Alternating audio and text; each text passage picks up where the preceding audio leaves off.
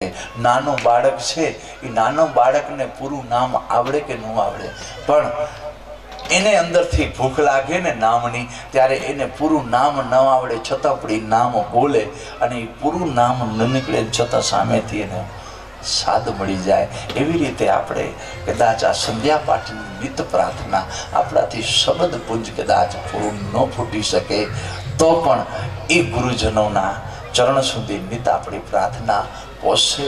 તો આપ બે નિયમ આજ હું કહીશ, બે નિયમ પાડશો તો કહું.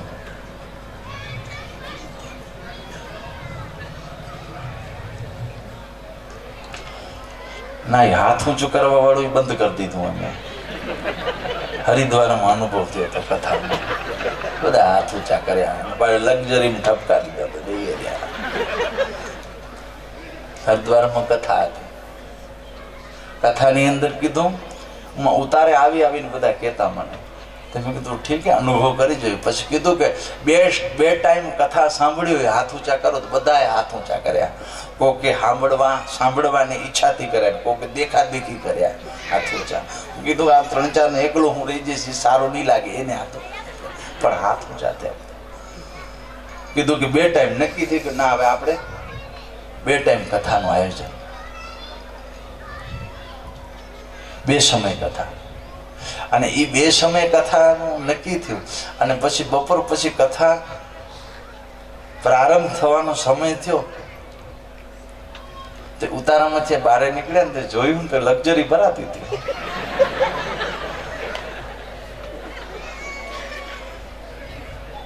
એક ખાલી નહીં, બધી ભરાઈ ગઈ, બધી લક્ઝરી ભરાઈ ગઈ.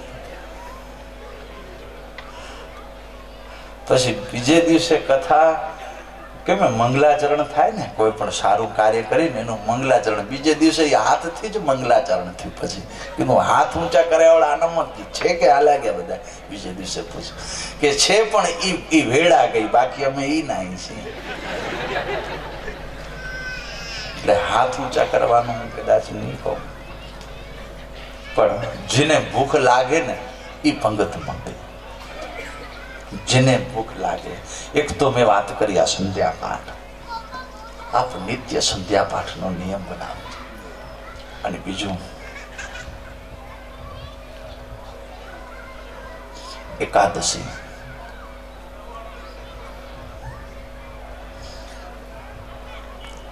ઘણાને ખબર નહીં હોય એકાદશી કેને કેવી.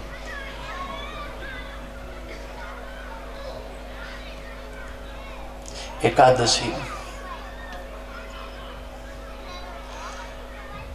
આપણે તો હવે વાર ને તારીખ ને એ બધામાં એ આરસામાં જીવન જીવી રહ્યા છે. એટલે આપણી આ વૈદિક સંસ્કૃતિ એકાદશીનું એવું કહેવામાં આવ્યું છે કે આપણાથી કદાચ જાણે અજાણે, આપણાથી જાણે અજાણે નાનામાં નાનું એને પાપ કીધું કે જાણે અજાણે આપણાથી શ્વાસનું કોઈક પાપ થયું હોય તો એકાદશીનું વ્રત રાખીને તો એ પાપનું નિવારણ થાય. આપણે એનાથી તો ઘણા બધા પાપ જો નહીં છે. શ્વાસાને શુદ્ધ કરવા માટેનું સાધન, શ્વાસાને શુદ્ધ કરવા માટેનું ચૂરણ, અને ઈંગલા અને પિંગલાની અંદર જે શ્વાસો રમતો હોય એને સુષુમ્ના નાડીની અંદર સ્થિર કરવાનું ચૂરણ. અને એનાથી આગળ જઈએ તો એનાથી પણ શ્વાસો આપણો પાતળો, એનાથી પણ શ્વાસો આપણો ઝીણો, એનાથી પણ શ્વાસો આપણો સ્થિર. તો કીધું નાભી મંડળ, ત્યાં સુધીની જે કદાચ આપણાથી એ જે ઝીણું પાપ છે ને એ પાપને ધોવા માટેનું ચૂરણ છે એકાદશી. બહુ જ પવિત્ર મહત્તા કીધી છે એકાદશી. એટલે એકાદશી એટલે અનાજનું જમવું કે એની વાત નથી કરતો. એ થોડી વાંય બીજું પ્રક્રિયા ઘણી ચાલુ થઈ જાય. એક દ્વાર બંધ થાય તો બીજો ચાલુ થાય, પણ દ્વારકા ચાલુ જ રહે. અનાજ ન જમવું એ આપણે શાસ્ત્રમાં કીધું છે કે એકાદશીના દિવસે અનાજ એટલા માટે ન જમવું જોઈએ કે આપણી ઋષિ પરંપરા એમ કે છે, નજરથી જોયું નથી અને ન જોઈએ એટલે વિશ્વાસ ન આવે, પણ આપણી એક ઋષિ પરંપરા એમ કે છે કે એકાદશીના દિવસે અન્નની અંદર સર્વ પાપ વસે છે. એટલે અનાજ ખાનારો અનાજ નથી જમતો પણ પાપ જમી રહ્યો છે, એટલે અન્નની આવી સ્ફૂર્તિ કરી છે. પણ એકાદશીના આપણે શું કરવું? તો એકાદશીના આપણે એક કાર્ય કરવું. એકાદશીના આપણે એક કાર્ય કરવું. શું?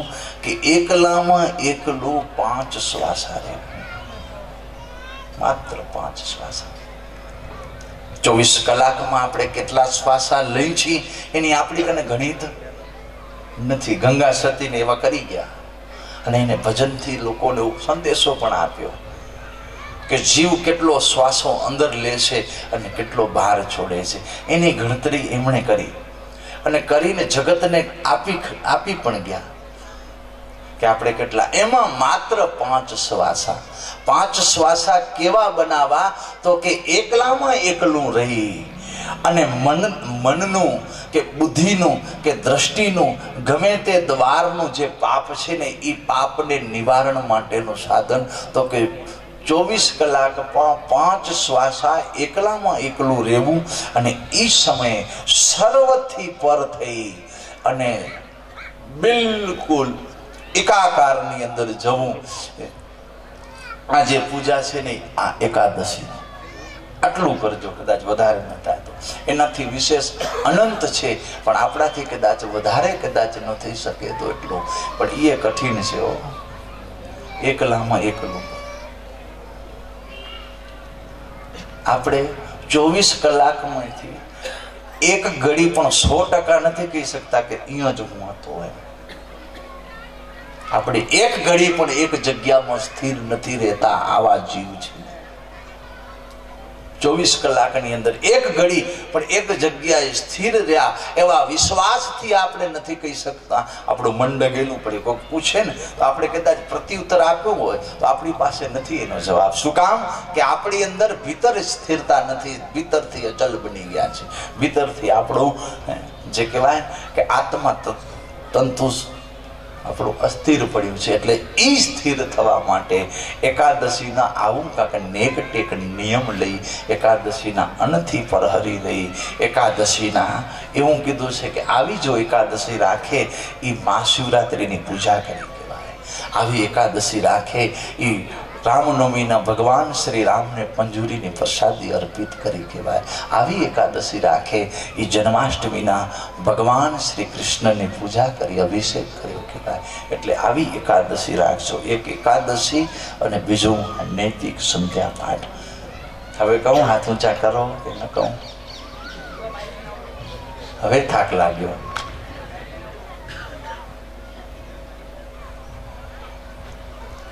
હાથ ઊંચો બારે થાય કે ન થાય પણ ભીતરથી હાથ ઊંચો કરવાનો પ્રયત્ન કરજો. અને જે હાથને જગત નથી જોતો ને એ હાથને જગદીશ જુએ છે. જે હાથને આ જગત નથી જોઈ શકતું એ હાથને જગદીશ જુએ છે. જે જગતથી પર છે ને એ જ પરમેશ્વર સુધી પહોંચે છે. તો આવી કોઈક નેકટેક નિયમ બનાવી કરી અને જીવનધારા બનાવજો. જ્યાંથી આપણે મનનું સુખ મળશે, જ્યાંથી આપણે ચિત્તનું સુખ મળશે, જ્યાંથી આપણે વિચારોનું સુખ મળે, જ્યાં વિચારનું, ચિત્તનું, મનનું સુખ મળે એ જ જીવનમાં સાચું સુખ છે. એ જ જીવનમાં સાચું ચૂરણ છે. લક્ષ્મણે મૂર્છા આવે, હનુમાનજી મહારાજ સંજીવની લઈ આવે અને વચમાં ભરત રમત રમે. આ બધું આમ એ શાસ્ત્રનું ચિંતન કરીને તો એ શાસ્ત્રમાંથી નિચોડ કાંક અલગ પડ્યું છે. એ ચૂરણ કહ્યું, એ નિંદ્રા કહી અને એ રામનો ખોડો, એ ગોદ કહ્યું. ભીતર ચિંતન કરીને તો જેના ગોદમાં જગતના નાથના ગોદમાં બેઠો એ કદી દુઃખી હોય છે. એને બીજા જીવનો સથવારો લેવો પડે, એને બીજા જીવ પાસે મદદ લેવી પડે, એ ન બની શકે. પણ છતાં શાસ્ત્રમાં કીધું. એટલે એ વાત કોને કરી? તો કે એ વાત કરી આત્માને. એ સમય આત્મા અંદરથી રડતો હતો અને અંદરથી રડતા આત્માને ચૂરણની જરૂર હતી. અને એ ચૂરણ કોણ લઈ આવી શકે? તો કે એ ચૂરણ કોણ? તો કે જે નિત ટેકધારી હોય, જે એ ચૂરણ કોની પાસે? તો કે એ ચૂરણ હતું ભરત પાસે. એ ચૂરણ કોની પાસે હતું? તો કે એ ચૂરણ હતું નારદજી પાસે. એ ચૂરણ કોની પાસે હતું? અરે એ ચૂરણ હતું પાણિની ઋષિ પાસે. એ ચૂરણ કોની પાસે હતું? તો કે એ ચૂરણ હતું ભૃગુ ઋષિ પાસે. એ ચૂરણ કોની પાસે હતું? તો કે એ ચૂરણ હતું પરાશર ઋષિ પાસે. ચૂરણ છે અનંત પ્રકાર છે. પરાશર છે તપના બળથી સૂર્યને ઢાંકી શક્યા, પણ બુદ્ધિને સ્થિર ન કરી શક્યા. તપના બળથી એને સૂર્યને ઢાંક્યો, પણ બુદ્ધિ એનું મન સ્થિર નથી. અને અંતે શું થયું? તો કે વેદ વ્યાસનો પ્રાદુર્ભાવ થઈ ગયો, દીકરો જન્મ્યો. એટલે એ તો હરી રાખે એમ રહી શકાય, આપણા હાથમાં નથી. પણ છતાં અંદરથી હંમેશા વિચારધારા એવી બનાવી, અંદરથી હંમેશા સંદેશો એવો બનાવો, અંદરથી હંમેશા પરંપરા એવી નિર્માણ કરવી કે હું હંમેશ મારી જોડે કોક છે, હું એકલું નથી. મનુસ્મૃતિમાં તો એવું કીધું છે કે એક દિવસ એવો નથી કે આપણે ઈશ્વર ન અડે. આપણા જીવનમાં એકે દિવસ એવો નથી ઉગ્યો કે આપણે ઈશ્વર ન અડ્યો. રોજ ઈશ્વર આપને સ્પર્શ કરે છે, પણ આપણી કને દ્રષ્ટિ નથી, આપણી પાસે એવી આંખ નથી કે આપણે એને જોઈ શકી. એટલે નથી જોઈ શકાતું, એટલે અંદરથી વિશ્વાસ આમ ડગેલો છે કે એ સત્ય હશે કે નહીં હોય. પણ જેને ઈશ્વર અડી જાય એને વિશ્વાસ હોય. જેવી રીતે નરસિંહ મહેતાને વિશ્વાસ હતો, ગમે એવી પરિસ્થિતિ ઘરના ઉંમરે ઉભી રહી તો શું કે ભગવાન કરશે. ભલું થયું ભાંગી જંજાળ સુખે બસો શ્રી ગોપાળ. બોલવું સરળ પણ બહુ કઠણ. એ દુઃખનો મોજો જ્યારે જીવનના પગના તળિયાને અડે ને એ સમય પગનું તળિયું સ્થિર રહું બહુ કઠણ છે. વાત કરવી સરળ છે, કોકના સુખ દુઃખને જોઈ કરી અને બોલી દેવું ને એ કદાચ બહુ જ સરળ છે.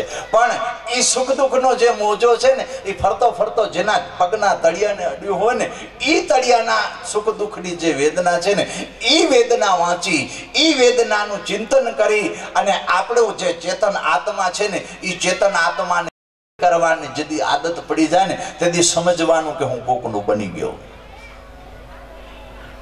તેથી અંદરથી સમજવાનું કે મારે હું કોકનું બની ગયું. કેટલા જન્મથી વિખૂટા પડેલો છે, કેટલા જન્મથી વિખૂટો પડેલો એ આત્મો અંદરથી રડે છે. આપણો આત્મો અંદરથી રડે છે. ઈશ્વર આગળ હાથ જોડી જ્યારે આપણું શરીર ત્યાં સ્થિર થાય એ સમય તમે ચિંતન કરજો, આત્મો રડતો હોય છે. આપણે આત્માનું ચિંતન કરવાની આપણી કને સમય નથી. ઘરના આંગણામાં ગાડી ડીઝલ નાખ્યું, ટાંકી ફૂલે તો ખાલી કરવી પડશે ને એની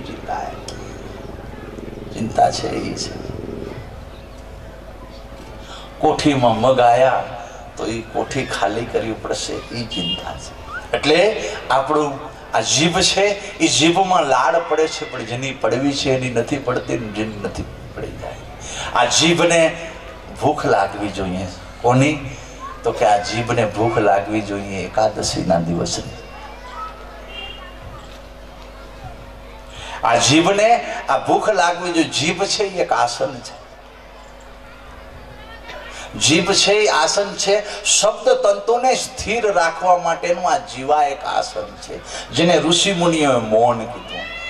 વાણી મૌન, મન મૌન, ચિત્ત મૌન, આત્મા. એ મૌનના માર્ગથી નીકળે ને એટલે એની એક સમય પહેલો અવસ્થા આવે એની વાણી મૌન થઈ જાય, બોલે નહીં. એક સમય જાય પછી ધીરે ધીરે ધીરે ધીરે વાણી મૌનમાંથી એનું મન મૌન થાય. મન મૌન એટલે કે કોક મળવા આવે ને એ કોક મને મળે ને એ ઈચ્છા મળતી જાય ને ત્યારે સમજવાનું મન મૌન થઈ ગયું. પછી કોણ આવ્યું કોણ ગયું એ પણ અંદરથી છૂટી જાય ને ત્યારે સમજવાનું કે એનું ચિત્ત મૌન થઈ ગયું. આવે જાય એની ઈચ્છા મરી જાય, આવે જાય એની સર્વ ભીતરની તમન્ના બધી સ્થિર થઈ જાય ને ત્યારે સમજવાનું કે એનો આત્મા મૌન બની ગયો, એનું ચિત્ત મૌન બની ગયું. એટલે આ જીભ છે એ જીભને ભૂખ લાગવી જોઈએ. આપણી જીભને ભૂખ લાગે, તમારી જીભને લાગે કે નહીં, પણ મારા જીભને લાગે. કાંટા ભેડા થાય ને તે જીભ કંઈક વાતો કરવા માંડે.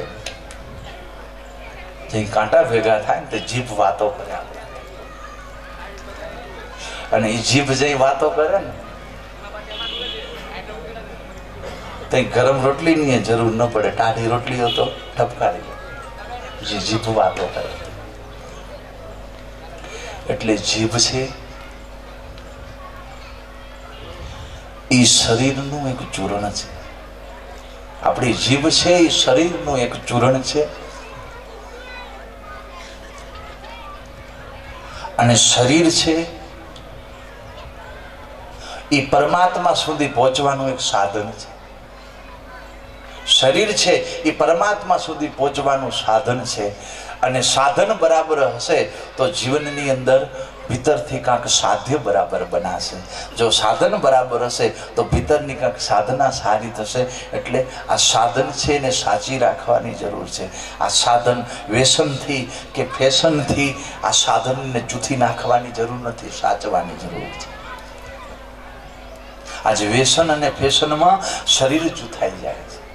એટલે આ સાધન બરાબર ન હોય એટલે પછી જીવનની અંદર જે આપણે યાત્રા કરવી હોય નથી થતી. આપણી સામે એક કળશીઓ હોય જેનામાં અભિષેક હોય અને એક કળશીઓ હોય જેનામાં રસગુલ્લાનો ઓલો રસ પડ્યો. કયો કળશીઓ મીઠો લાગે? રસગુલ્લામાં લાળ પડે. આમાં શું દાવા કરી દેશે. તુલસીના ક્યારે આપણે જે લોટો રોજ અર્પિત કરી એ લોટામાં જલ પડી હોય અને એક લોટાની અંદર આવું કાંક હોય તો આપણું મન ક્યાં જશે? તો કે પેલી લાડવમાં થશે. હું એમ નથી કહેતો કે તમે એ લોટાથી પર હરીને રહો, એની સાથે પણ એની અંદર આજે વાત કરી કે નિત નિયમની આવું કાંક બનાવજો અને એકાદશીનો વ્રત આપણે નિયમ લેજો. આ હિંમતનગર પથકના શિષ્ય વૃંદ દ્વારા આ કરેલી જે મહેનત છે એ મહેનત એમની સફળ થાય, એમનો કરેલો આ પુરુષાર્થ એમને સંસ્કૃતિ અર્પિત કરવા માટે શબ્દો આની અંદર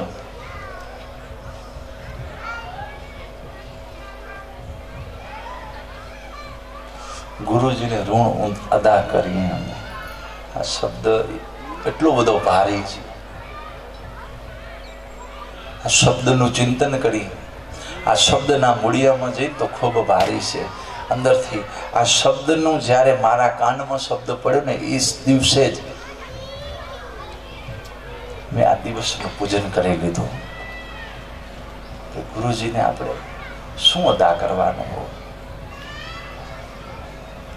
ગુરુજીના ચરણમાં આપણે આત્મા અર્પિત કરવાનો હોય.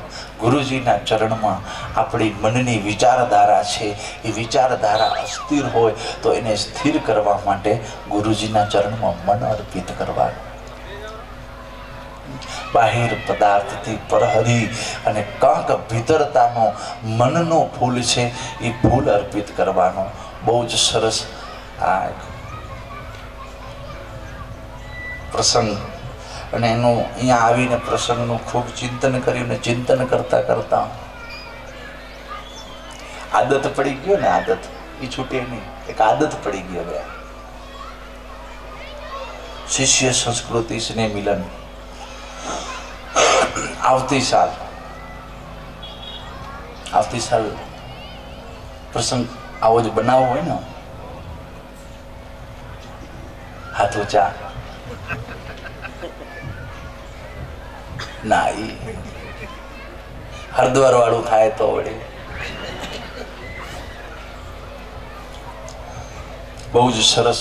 અહીં આવીને એક આ સંદેશો મળ્યો, અહીં આવીને એક વિચારધારા મળી બહુ સરસ કે આ શિષ્ય સંસ્કૃતિ સ્નેહ મિલન અહીં હિંમતનગર પથકના શિષ્યો દ્વારા જે એને જે એક સેવાની મહેનત એની લગ્ની એને જોઈ કરી અને ભિલોડા ને બરોબર ને આખું પથક ભિલોડા વિસ્તારના શિષ્યવૃંદોને એવી ઈચ્છા હતી કે આવતી સાલ અમે આ સેવા કરી અને એ સેવાની અંદર મને કે તમે જ તમારા મુખેથી સર્વને આમંત્રણ આપજો. તો પત્રિકા ન બનાવજો, બીજું હું પત્રિકાની જરૂર